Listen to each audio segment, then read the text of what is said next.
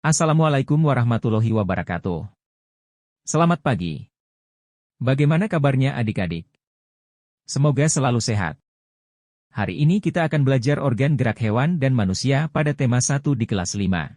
Subtema 1 organ gerak hewan. Hari Minggu adalah hari libur sekolah. Namun demikian, menurut Edo, hari Minggu bukanlah hari yang harus dilewatkan begitu saja. Sejumlah rencana telah dia persiapkan. Mulai dari memenuhi ajakan Benny untuk berlatih berenang, menemani Lani membeli buku, hingga pergi ke kandang kelinci. Dari sejumlah rencana tersebut, Edo lebih memilih untuk pergi ke kandang kelinci. Setelah membantu ibu membersihkan rumah, Edo pamit untuk berkunjung ke rumah Pak Rudi. Pak Rudi adalah peternak kelinci yang sukses di kampungnya. Kandang kelincinya sangat luas, terletak di pekarangan belakang rumah. Pak Rudi sedang sarapan di serambi belakang rumah dekat kandang kelinci. Serambi itu terbuka sehingga pemandangannya sangat luas. Udara pagi juga dapat leluasa masuk. Selesai sarapan, Pak Rudi mengajak Edo untuk melihat-lihat kandang kelinci. Edo senang sekali. Dia melihat kelinci meloncat-loncat saling berkejar-kejaran. "Kamu terlihat senang sekali, Edo," kata Pak Rudi. "Benar, Pak Rudi. Saya senang memperhatikan kelinci-kelinci yang lincah meloncat ke sana kemari," jawab Edo. "Memang demikian, Edo. Kelinci dapat meloncat-loncat dan berlari seperti tidak pernah lelah karena memiliki organ gerak yang kuat," kata Pak Rudi. Pembelajaran 1. "Pak, lucu ya, kelinci-kelinci itu. Bulunya tebal dan gerak-geriknya lincah. Kenapa kelinci bisa meloncat dan berlari dengan lincah seperti itu, ya?" "Benar. Kelinci dapat bergerak lincah karena didukung oleh organ-organ geraknya. Pada dasarnya, organ gerak kelinci serta hewan lainnya hampir sama dengan organ gerak manusia.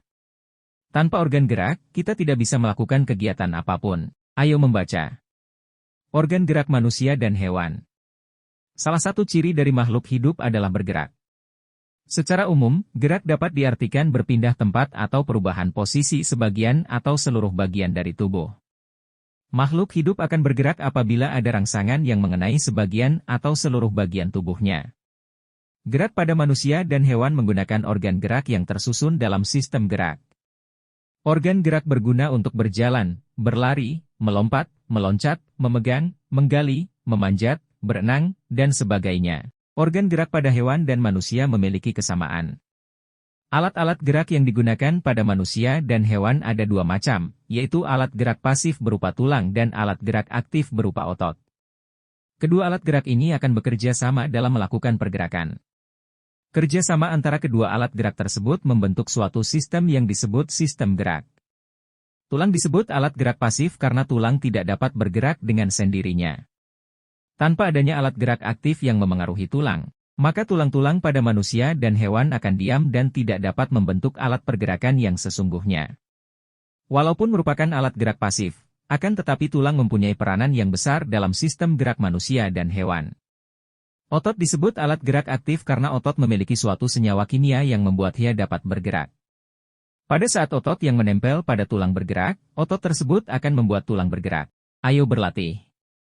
Teks berjudul, Organ Gerak Manusia dan Hewan, terdiri atas 5 paragraf.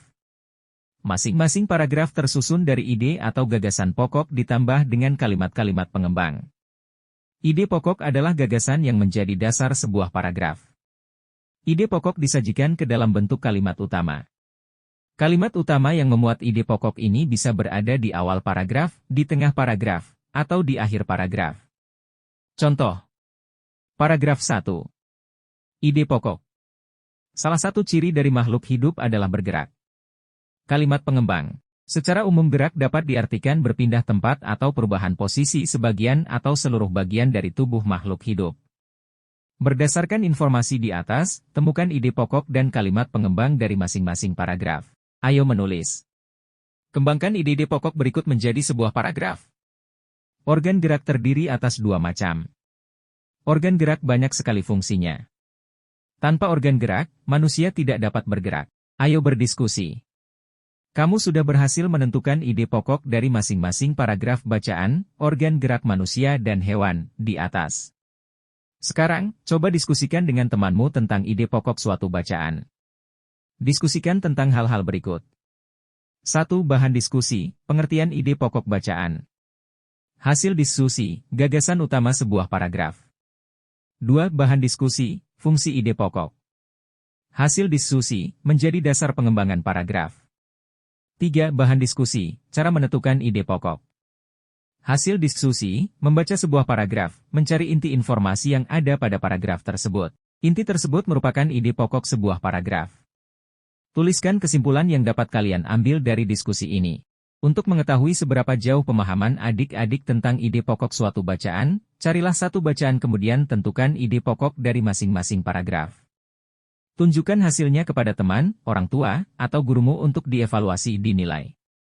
Tuliskan hasil evaluasinya, penilaiannya pada kolom berikut. Terima kasih adik-adik. Sampai ketemu di pertemuan berikutnya.